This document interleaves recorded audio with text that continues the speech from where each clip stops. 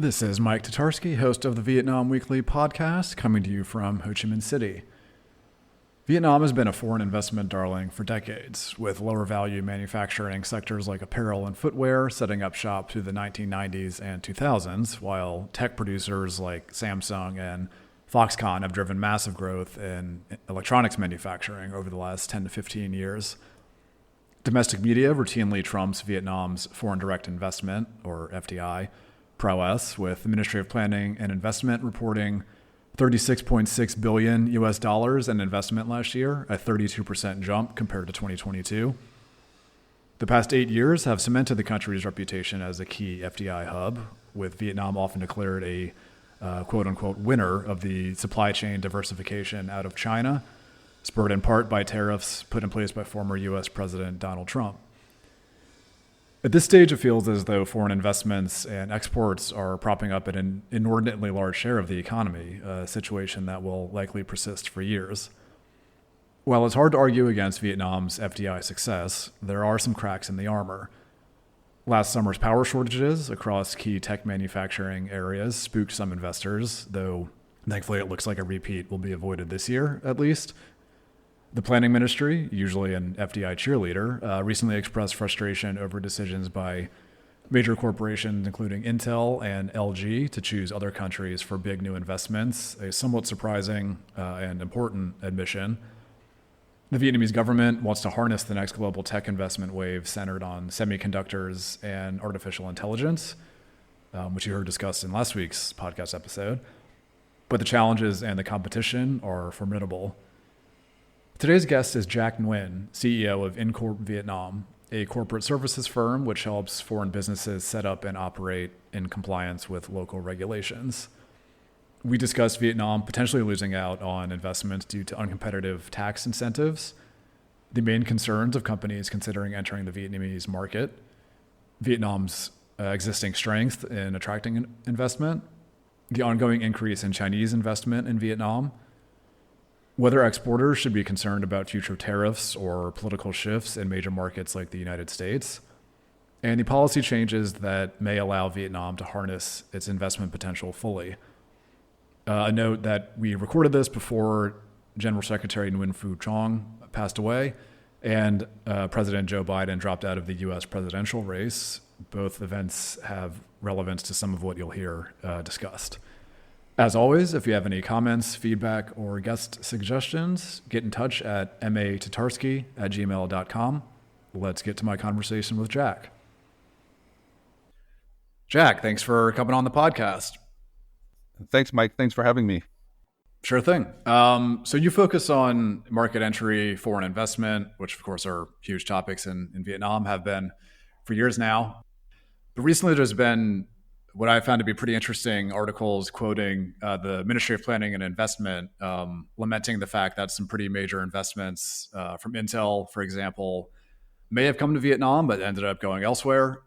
They largely put that down, at least publicly, to a lack of tax incentives. What do you make of that argument?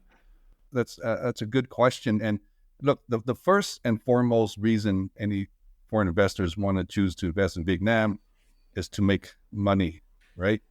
And one of the attraction of Vietnam or any other country can offer is a tax incentive. So Vietnam has to be very cost competitive. And unfortunately, we've seen cases of a couple of major Western companies choosing other countries other than Vietnam because these other countries offer better tax incentives than Vietnam. So Vietnam appears to be falling behind in terms of offering tax incentives to investors versus other countries that are stepping up. So it's more a competitive landscape right now that Vietnam is competing against. The other considerations are obviously profitability. You know, if the lesser tax that companies pay, the more profitable they are, and the more likely that they would choose a more profitable jurisdiction than other countries. There's also consideration by foreign investors as far as market access. You know, while Vietnam offers a growing market and strategic locations in Southeast Asia, investors often weigh tax incentives alongside market potential. So if the incentives are perceived as not very competitive, and investors might choose other markets where there's similar or better growth potential than the tax benefits allow. So it's not just a tax incentive, but it's the market potential that each country has. And I mean, do you have, I guess I didn't quite put this in the question, but do you have any examples of like incentives that other countries may offer that Vietnam doesn't quite have? Yeah, I mean, just the top of my head, it's not really tax incentive, but when we look at Thailand, they are a very visa-friendly country. Okay, they make it a policy of them to make the visa application as easy and pain-free as smoothly as possible for visitors, whether they're tourists or business executives that come into Thailand. I know Indonesia is stepping up with a lot of incentives for setting up companies in their industrial zones. Philippines is also doing the same thing. You look at India. India is now trying to replace China as the manufacturing hub of the world. The past few years, we've seen a lot of foreign investors looking for alternative countries to set up their supply chain, their manufacturing. And, we often hear about Vietnam in the China plus one narrative, but really India has stepped up in the last couple of years in trying to make their country as attractive as possible for investors. Yeah, India is super interesting. I was talking to someone the other day who said it initially seemed like Southeast Asia as a whole might benefit from shifts away from China, but now it appears that India may be smartly swooping in and actually taking a lot of that opportunity, and has its own supply chains separate from China. Exactly, and there's only India is the only country in the world that can offer the population size and the geographic size of China. So there, I mean, this is a golden opportunity for India to attract foreign investments. And if India played their cards right, I mean, they could have a huge influx of foreign investments coming to their country in the next decade or two. Yeah, something to keep an eye on for sure. So obviously, we started off talking about taxes and things like that. What are some of the other, when a client approaches you, kind of looking at Vietnam, considering it, what are some of their other concerns? Yeah, I mean, there's a few ones, that clients often share with me. First is the legal and the regulatory environment. Investors are concerned about the stability, transparency, and predictability of Vietnam's legal and regulatory framework. I think, everyone, expats working in Vietnam knows how often laws and rules and regulations are changed in Vietnam. And that causes uncertainty for investors. And, they can't make forecasts or they can't make business plan based on constantly changing regulations. So that's a concern for them. Also, the enforcement of contracts.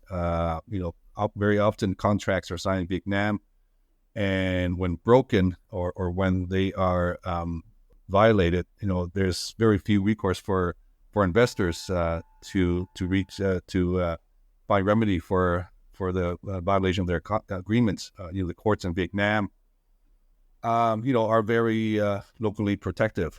So for investors who have a beef, will often find it very challenging to get the court to decide for them, and secondly, to enforce any legal considerations for them.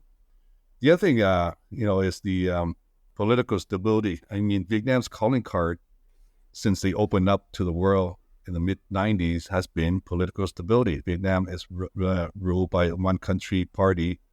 That's been the case for since reunification in 1975. But unfortunately, until recently, there's been a lot of upheavals and changes, especially in the senior leadership positions of Vietnam, especially the general secretary of the party, Nguyen Phu Trong, who's taken power, launched his anti-corruption campaign. Many senior politicians are caught up in or being arrested because of the anti-corruption campaign. So that creates some instability for investors. I mean, when big companies come to Vietnam and they meet these senior government officials, they like to think that the same person will be around when they actually launch their operation in Vietnam and not somebody else. So that's a concern, but I think that's short term. I think, politically, Vietnam is not going to change anytime soon. It's just the senior leadership people. And I think, we'll see some recovery, some stability in the political landscape in the coming years. Mm-hmm. other considerations, concerns by foreign investors is infrastructure. I mean, I know Vietnam has invested a lot in building up the infrastructure, especially in the north, in the past decade or so. I mean, if you go to the northern provinces outside Hanoi, 2-3 hours outside Hanoi, I mean, the roads are immaculate, brand new. A lot of time there are very few cars on the road, but unfortunately, the same amount of investments are not being made in the southern region, where it's the commercial hub of the country. Many major ports are out of Ho Chi Minh City or within 2-3 hours drive of Ho Chi Minh City, and the roads are just not wide enough, or the infrastructure is not there for the the trucker trailers and all the transport that needs to move the goods from the port to the city, and vice versa. So there's a lot of talk about building up the infrastructure in the south. There's a lot of talk about expanding the highway freeway system from north to south, and a lot of that's being built right now, but it's not fast enough.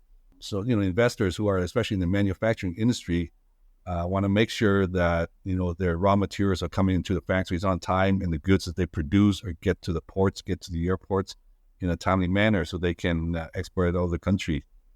Labor force is another consideration. I mean, everybody knows Vietnam's population 100 million, and everybody thinks there's enough labor force there. But unfortunately, for the high-end industry, for the high-tech industry, there's very, very few talent available, especially in the technical area, in manufacturing or in the IT engineering. There's very few qualified talent in Vietnam, and so that creates a talent war between companies, and salaries go up. But unfortunately, the skill sets of these people, while they have them, are not at the standards that you pay for a certain salary level. So Vietnam needs to invest in the technical training, the vocational training, the universities, to have enough of the skilled engineers coming out, skilled computer scientists coming out, in order for them to meet the requirements for investors in the high-tech, high-skill areas. And the other, the tax incentives and considerations are, we've already mentioned that, but that's a very big concerns of foreign investors. And last but not least is the foreign expats that work in Vietnam. I mean, regulations change constantly on the requirement and the qualification of expats who are able to get work permits in Vietnam. There's been a lot of pushback by the expat community on easing up on the requirements of expats to get the work permit, because that's it takes quite a bit of time to get work permit for their expats, and for some companies that are just setting up, it could take anywhere from between 6 months and a year for the expats to get a work permit to come into Vietnam. So that's a very big concern for foreign companies. Yeah, I mean, a lot to unpack in your answer. I mean, I think on the regulation side, you certainly, I mean, I'm sure you and I have both had experience with work permits. It's never a pleasant process. I mean, I doubt it is really in any country, but there's just a lot of uncertainty over steps to take. Like, it's hard to figure out exactly what you're supposed to do. Kind of all the regulations I find. So one, as a recent example, I've written about it in the newsletter, but this new law about the bank transfers, where you're supposed to have biometric confirmation for transfers of more than 10 million dong. It's a good idea in theory, I suppose. But these regulations come down the pipeline, and basically before they go into effect, everyone is like, this seems like there's going to be a problem, and then it is an immediate problem. It basically seems like they kind of forgot foreigners even exist here. Like, I had friends checking with their banks, and some were like, oh, it doesn't apply to foreigners. Others said it does apply to foreigners, but we don't know how. And I mean, for Vietnamese, it's been a challenge as well. So yeah, I mean, that is not maybe on the level of like a huge foreign invested company, but it's just kind of an example of how these can come online. And then there's a lot of questions. I guess they get smoothed out eventually, but it'd be nice if they were kind of figured out better in the first place, I suppose. Yeah, exactly. I mean, a lot of these things that they roll out, I mean, these new requirements, eventually they get it right, but it's the first rollout that is always causing a lot of confusions and frustrations with everyone. But especially the biometric. I mean, I call my bank about that. And there's, oh yeah, don't worry, it doesn't apply to you. You're considered a foreigner. Right. And I bank with HSBC, but I don't know about the local banks. The big bank and BIDVs, where foreigners have bank accounts there too. I don't know how they're going, because one of the requirements of the biometric is you got to have the Vietnamese ID card. Obviously, foreigners don't have those cards, so how are they going to upload their biometrics into the system? Yeah, my wife's also from the States, and she banks with ACB, and they just told her she has to go in person anytime she wants to do a larger, like to transfer rent, for example, Right. which is not the end of the world, but also not very convenient. Yeah, Yeah, I definitely. mean, I guess you also mentioned the political stability, which is always interesting, and I mean, you already basically said as much, but you know, broadly, stability is not going anywhere because, yeah, there's zero threat of a political system change, but Right. as you noted, if you're going into a province, you kind of don't expect the whole provincial government to be cleared out like That's a week right. later or something along those lines.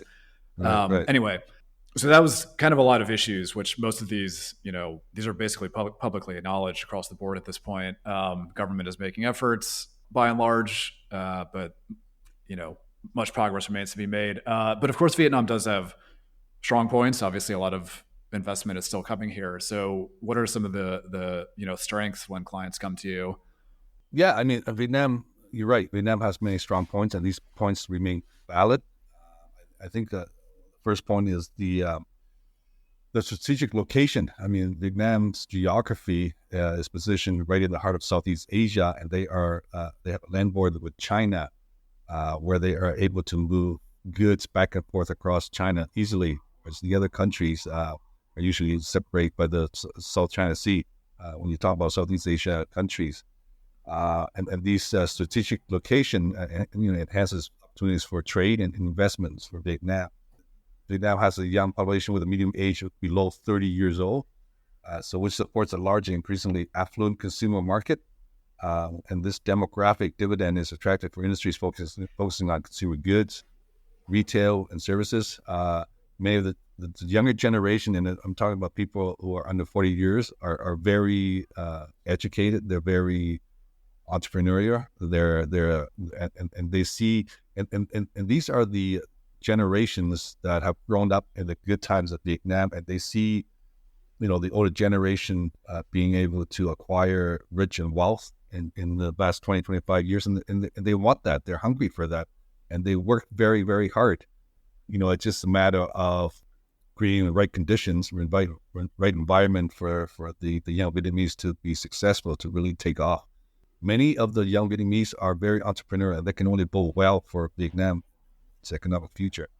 And Vietnam it has experienced tremendous economic growth in the past 25, 30 years. Ever since their economic policy, Doi Moi, was initiated back in the mid-90s. And, for many years, Vietnam experienced double-digit GDP growth. And even in this year and last year, where, there were this macroeconomic challenges, not just Vietnam regionally, but globally as well, Vietnam has been able to maintain 6, 7, 8% GDP growth. And so Vietnam is considered one of the fastest growing economies in the world. So it's driven a lot by industrialization, by export-oriented manufacturing, and other growing services and the growing services sector.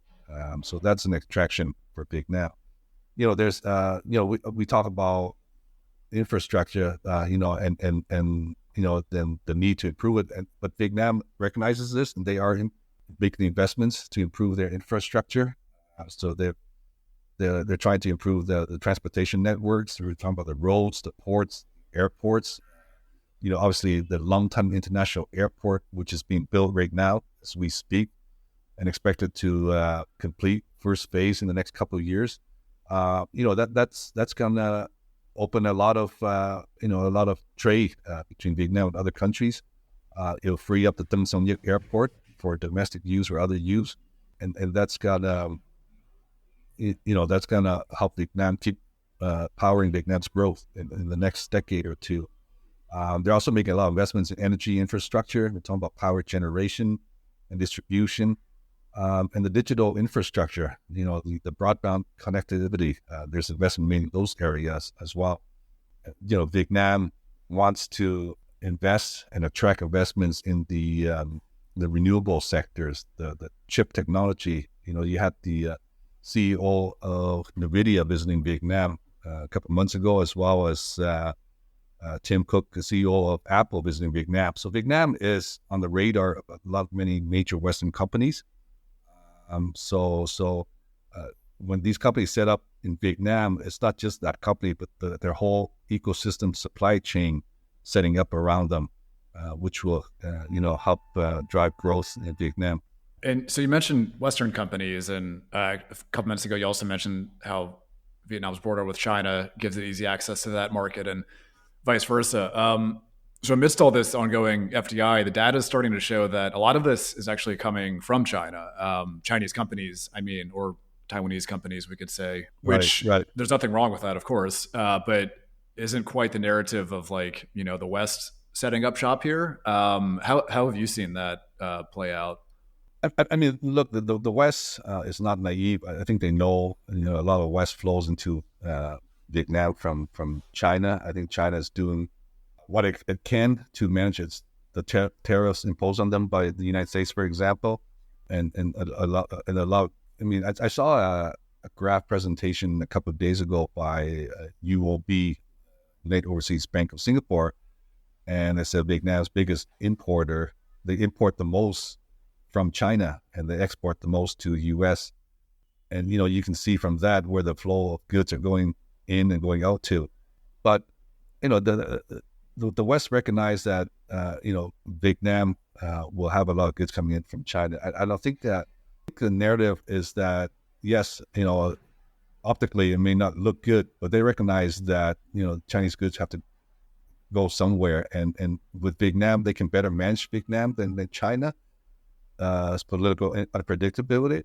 The policies of China, especially under Xi Jinping, is that I think there's a sense of that's very, not anti, but very challenging policy towards FDI into China, especially the last 4 or 5 years, just before COVID, during COVID, and now after COVID. So I think the Western companies, the investors, they find that working with Vietnamese government companies are more predictable, more manageable than working with China. So I think overall I think they're okay with Chinese goods or their supply chain moving to Vietnam. And in terms of sectors, I mean, you've mentioned semiconductors, renewable energy. There's what within your work, what kind of when your clients approach you, what are you seeing concentrations from certain industries, or how's that going? Yeah, in terms of sectors, I mean, the hot sectors right now in Vietnam are the IT and software development. Right, I know in Da Nang there's a big in Da Nang and Ho Chi Minh City there's a big high tech industrial zone catering to really the tech and the software sectors. I know Da Nang wants to build a hub of semiconductors industry for Vietnam. That's their plan. As I mentioned before, NVIDIA and Apple visited Da Nang when they were here. So that industry is growing rapidly in Vietnam. Vietnam is a big hub for startups. They attract a lot of investments from venture capitalists. I was talking to the CEO of Antler, which is a venture capitalist for a company yesterday, actually. Yeah, he said, Vietnam is the place to be in Southeast Asia for startups.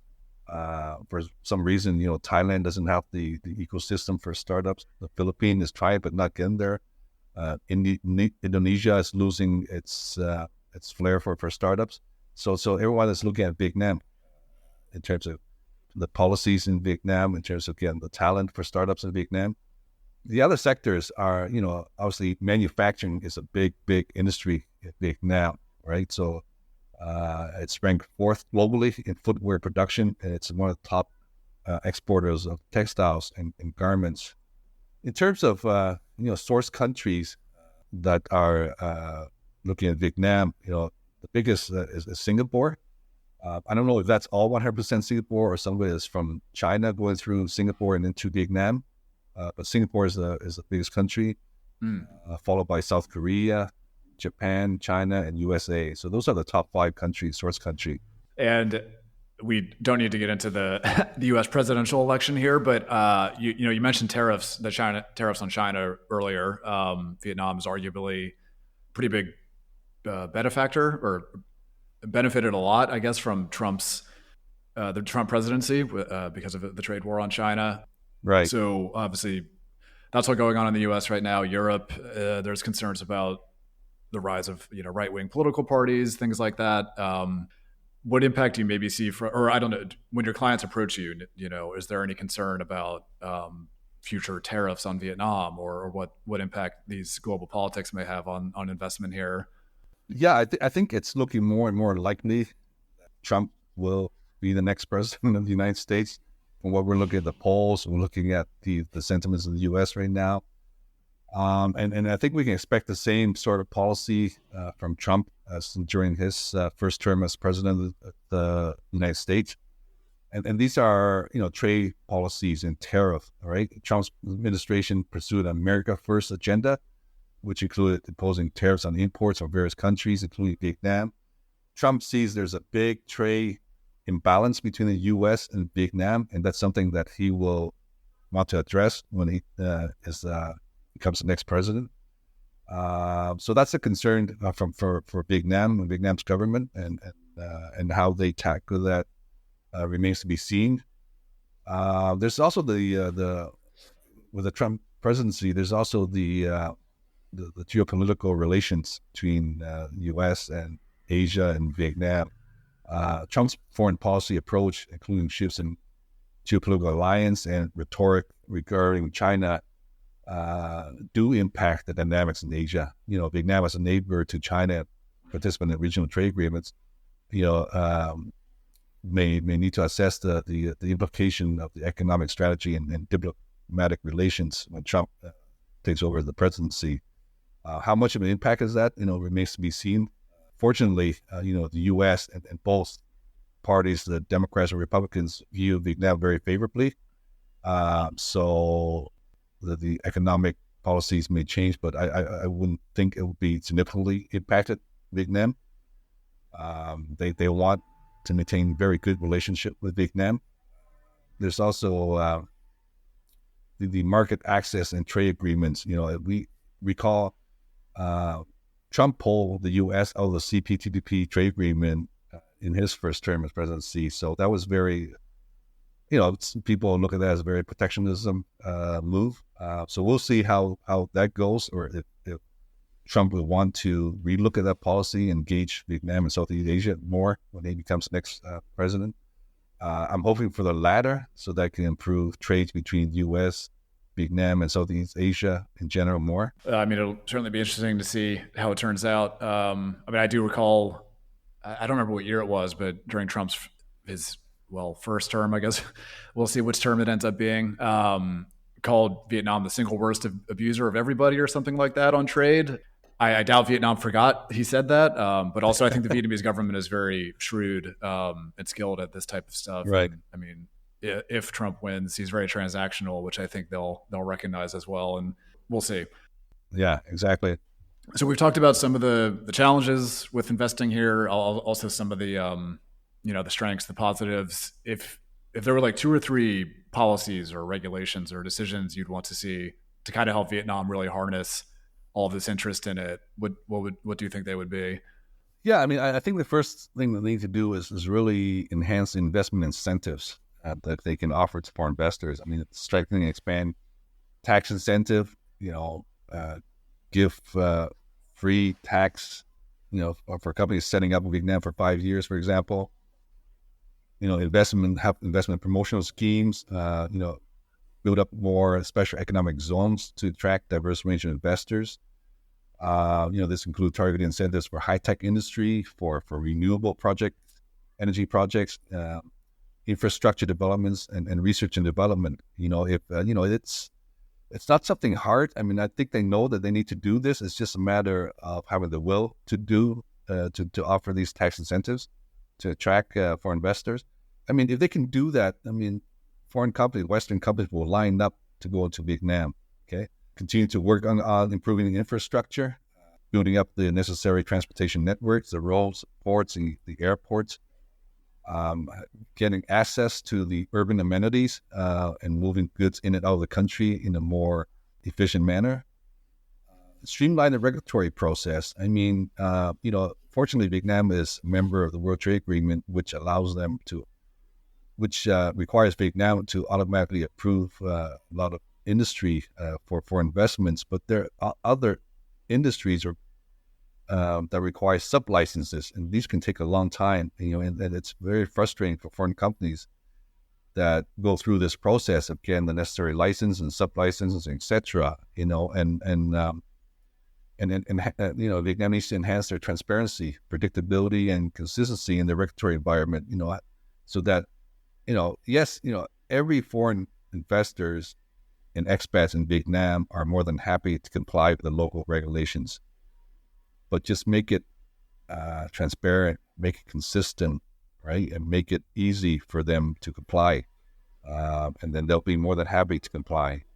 And Vietnam should invest in education and skills development. 25, 30 years ago, Vietnam was primarily a low-tech, the textile and garment manufacturing investments. Those were the kind of companies that were attracting. But now they want to move up to the higher tech, higher skill manufacturing chain. So they need to invest in education, in skills development. Vocational training is very important so that the young workers can enhance their quality skills in order to meet the requirements of the foreign companies that are investing in Vietnam. Align their educational curricula with industry needs. That's very important. You got to produce workers that are able to do the work that companies need. And partner with other foreign schools, have a joint program so that Vietnamese students can benefit from learning from foreign companies, foreign schools, right? So those are 3 of the 4 initiatives that Vietnam can apply right away to continue the growth. Yeah, I mean, it certainly seems like they recognize basically all of these. It's just a matter of the execution. And I know these. You can't build a new airport, a new port overnight, or train 50,000 semiconductor engineers overnight. It does, of course, take time, but I think everyone's kind of hoping things move a little bit faster, eventually at least. But anyway, Jack, I appreciate you coming on. I don't want to take up too much of your time. A lot of meaty topics to discuss and chew on. And I'm looking forward to seeing how all this goes for Vietnam. And I appreciate you coming on and sharing your thoughts. Thanks a lot, Mike. Pleasure coming on. Anytime. That's it for this week's episode of the Vietnam Weekly podcast. Connect with the Vietnam Weekly on Threads, LinkedIn, or Instagram. Thank you so much for listening. Please rate or review the show on your preferred podcast platform and share it with your friends. See you next week.